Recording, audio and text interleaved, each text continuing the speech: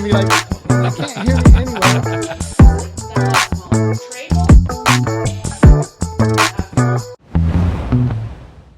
Good morning, folks. Jeremy Larkin here with the Cedar City Real Estate Morning Drive and my cohort, Jesse Poll. Good morning, everybody. This guy got it. One call, that's all. One Paul, that's all. We are with the Larkin Group, KW Realty, the Keller Williams Realty, all of the legal disclaimers and disclosures. Guys, so happy to be here talking to you about helping folks around Cedar City and Iron County, everywhere from Bryan Head to Paraguna to Parowan.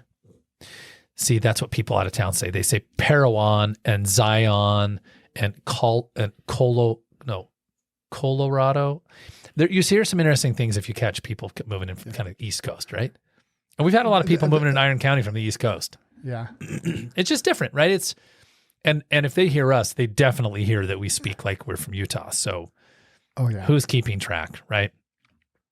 Show is brought to you by our friends at Guild Mortgage. Love working with them, Chantry Abbott. Chantry's been on our show a few times. And, we were talking on our St. George program this week about the fact, Jesse, that the federal government is not trying to be very helpful with interest rates. They are not.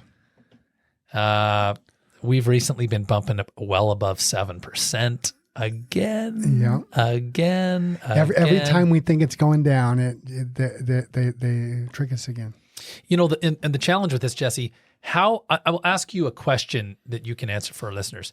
How instantly do we, because we're actually in the trenches every day, notice it within a few days, right? Within a few days, we'll notice the interest rates went up. Because it'll just be like crickets for new contracts, so to speak. Yeah. Now we'll still have new contracts, but probably not as many. Mm-hmm. And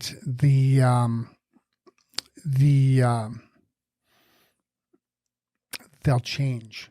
Yeah, the quality of the contracts changes. That's a good. That was good. I was like, where's he going? The quality of the offer will actually change based on the interest rate going up. Buyers get more cautious. They get more frugal. They ask for more concessions.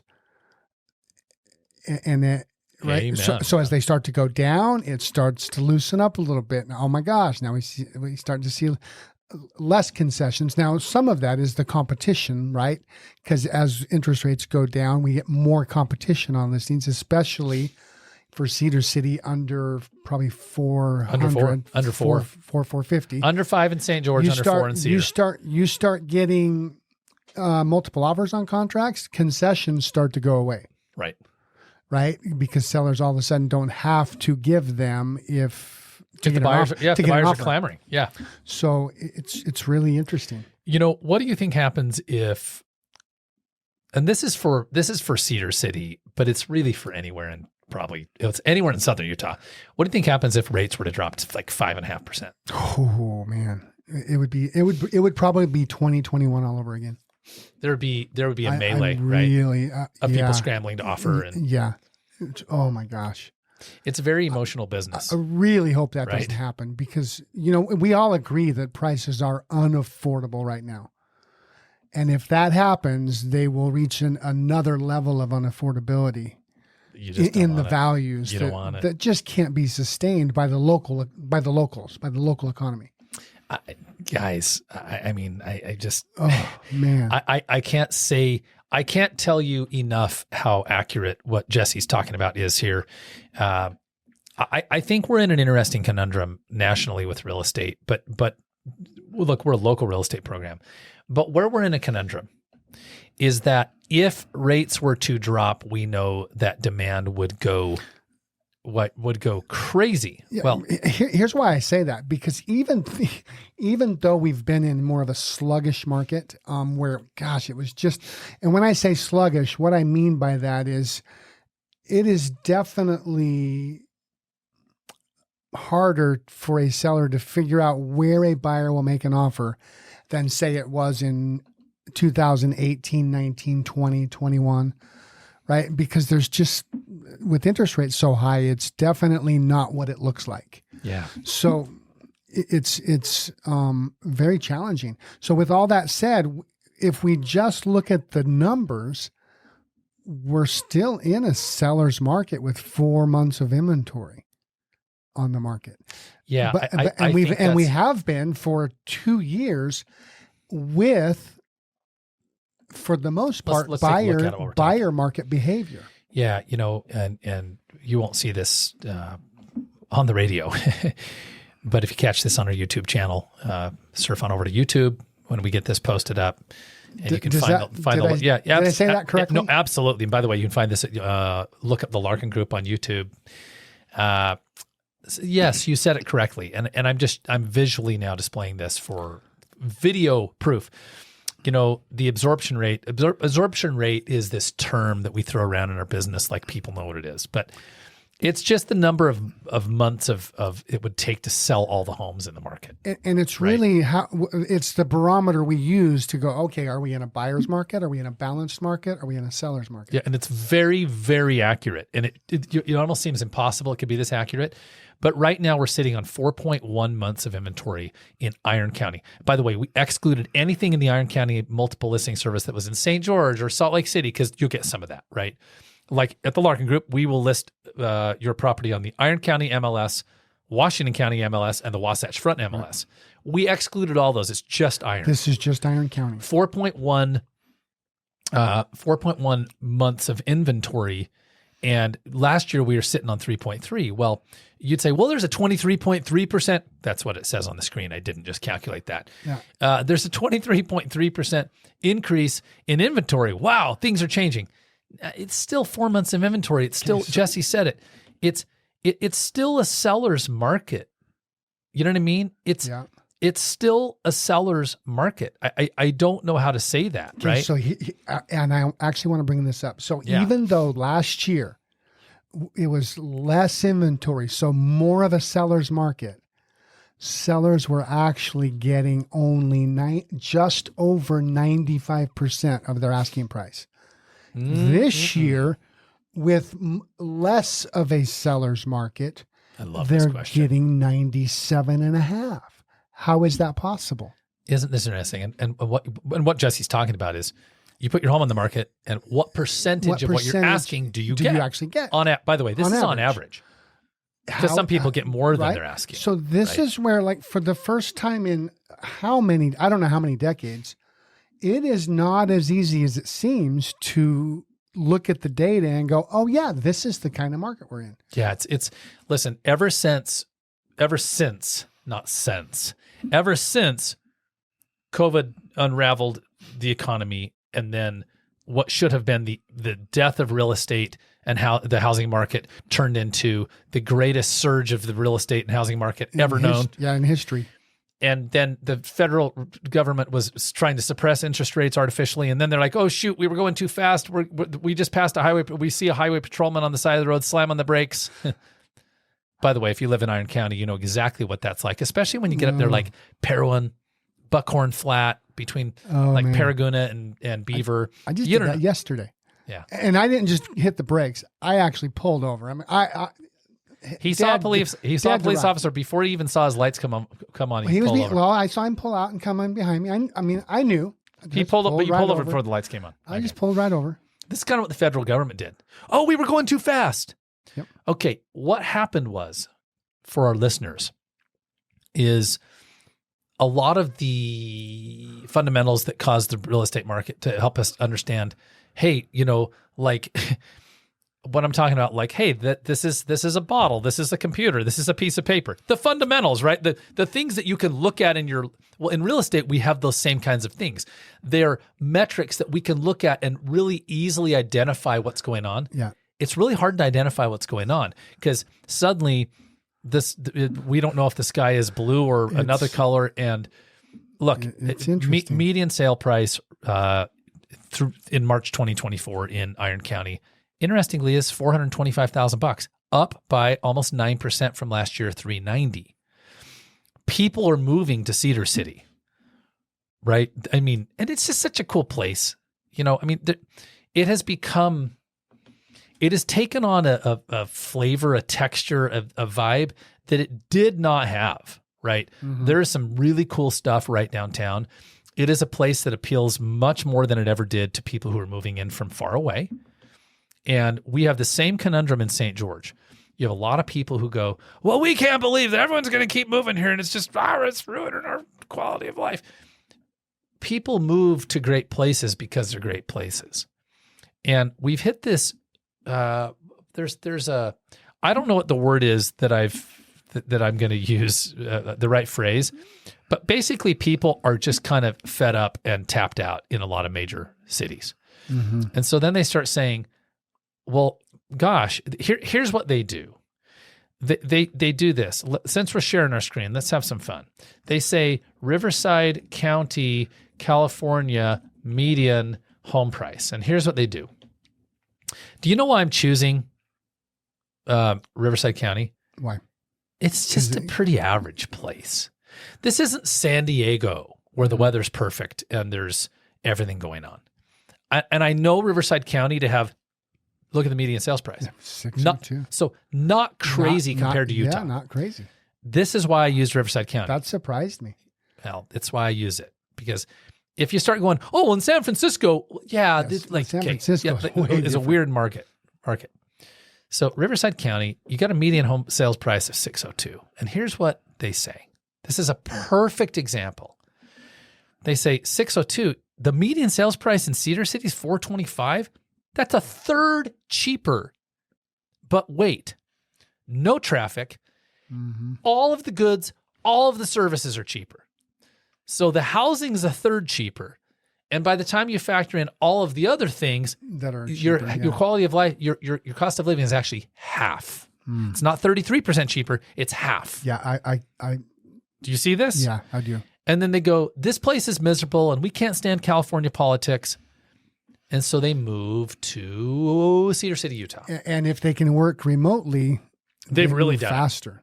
Yeah, because this is where it gets really crazy. Because maybe their salary in Riverside County was $190,000 for the job that you're going to get $95,000 for in southern Utah. Yeah, and so I think that we need to not be so doggone surprised about why the market is the way it is. Now I want to share something. All right. Yeah, that's interesting. I want to look at this. I want to talk about equity for a minute, Jesse. And I didn't know if I was going to go here today as we talk about Iron County, but if you look at homeowner equity gains, and this is pretty typical nationwide, but certainly, I mean, Iron County would look the same way.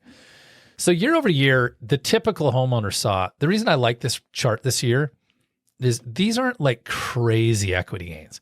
In the state of Utah, the typical homeowner picked up $7,000 in equity over the last year.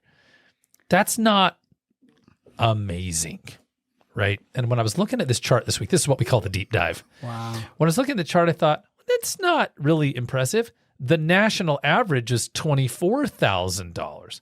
Well, go figure, guys. You know, these California buyers that are moving to southern Utah, they saw $49,000 equity gain in California, the place where we think they're all leaving. Are they? Are they all moving to Utah? So understand, I run this as a comparison to simply say, look, I can't get my mouse to come down here. Things are not always as they seem. You've got, we're trying to figure out why home values went up in Cedar City, even though interest rates are like 7.5%. And yeah, because if you look at the year over year, man, let's see, the median home price year over year is up 10.95%. Yes, in Cedar. Yeah. It's crazy. That is, and then we a big number. And then we say, well, who's moving here? Well, they're all leaving California. And then we go to California and find out that their year over year equity gain was 7 times that of the state of Utah. You go, wait, but are they really leaving? Because it feels like they're actually staying. The world's weird in real estate is my point. I have a weird comment that's going to... Oh, good. I can't wait. Because this must be just the day for it. I threw you off earlier today, too. Oh, man. So could this actually explain why we're seeing interest rates go up? The Fed's trying to keep inflation to 2 to 3%. If you've got one of the largest pieces of the U.S. economy getting 6, 7, 8, 9% inflation year over year, they can't. How can they not pivot again? Here's the question: at what point will it actually slow down the real estate market? Right. Because so far it hasn't proven to actually slow down slowed the it real down, estate but this market. proves that it's not. Look, if it's smoke and mirrors, it didn't really slow it down. If you're listening today, this is Jeremy Larkin over here at the Larkin Group with Keller Williams Realty, my partner Jesse Poll, talking about the real estate market because we want to help you understand. How to really maximize your wealth in the real estate market. And there are a couple of ways to do that, right? The first one is you need to own some real estate. Yeah. And from there, now there's some opportunities. One is equity gains. And we talked about equity gains. Just by holding on to a home for a long period of time, right? Yeah, you gain equity. We talked about on our St. George show, something interesting, an article through our friends over at Keeping Current Matters, ways to use your tax refund if you want to buy a home. And I thought this is kind of fascinating, Jesse. We talked about this before. The average tax refund in the United States. 6% more. Yeah, people are getting 6% more. How much? Give us a comparison year over year. Last year was $2,903, and this year's $3,081 on average. So, people got more money this year. I don't know why. This is not anything I research. I don't intend to research it. Ain't nobody got time for that. It's just an article somebody put out. Yeah, but we know that data from Freddie Mac and others saying, look, and certainly Internal Revenue Service, typical tax refund is up about 6% from last year. Well, people get $3,000 and they piddle it away pretty quick. Yeah. So if you're not intentional about where that goes, it's gone. Oh, it's gone. And I dare say if people are on the fence or they're like, oh, I can never do this. I can never afford a home. You never will. Yeah. You will definitely get exactly what you expect. What you look for, right? But if you're going, is there a way? Could I? How could I? You'll start to see little holes in your life that you could button up. Little holes in your budget that you could button up. And start pulling some money together. I sat down for the day that you do see it. Listen, I love this. Because home equity gains is one way to gain wealth in real estate. Tax benefits, a way to gain wealth in real estate. Mm-hmm. Paying your mortgage down instead of your landlord's mortgage down. If you figured that you were to pay down $300 of a mortgage, say $400 a month on your mortgage for a year, it's $4,800. Well, that isn't that much money that I saved paying my mortgage down. Well, the problem is that $4,800 went in the garbage paying your landlord's mortgage down. I mean, you got to live there, but my point is that was a zero, right? Yeah, zero. It was a net gain. Right. So these are some ways to do this. Well, I had this conversation. You talk about trying to suck some money away. My dad and I were watching the Masters, this last week, and I said, Dad, I've got some projects I got to work on. He loves to watch with me. He's like, wanting to see if I'm watching, right? It's so great. It's so great. He just so loves spending time. Yeah, we have such a good time. But I warned him. I said, I'm working on a project. Well, I was going through Rocket Money, which is just an app that tells you where are all your subscriptions. Well, I didn't have the experience that they put on the advertisements. How many Netflix subscriptions do you have? One? And they're like, you have 3. No, I didn't have that. But you had a lot. And this is the second or third time you went through something like that. Yeah. Yeah. Well, you have to go through these things. And so that's so funny. We get sucked into subscriptions like that. And here's the good news. Again, I had no surprises. Can you imagine that? 0. That's good. Well, 0 surprises. Yeah, but before you did, the first time you ever went through something like that, you did. But here's the point. But with 0 surprises, this is why I'm sharing this. With 0 surprises, I was able to find between business and home about $400 a month that I just thought was no longer relevant to my life. Does that make sense? I should go do that. I'll bet you'll have lots of surprises. Oh, I bet I will.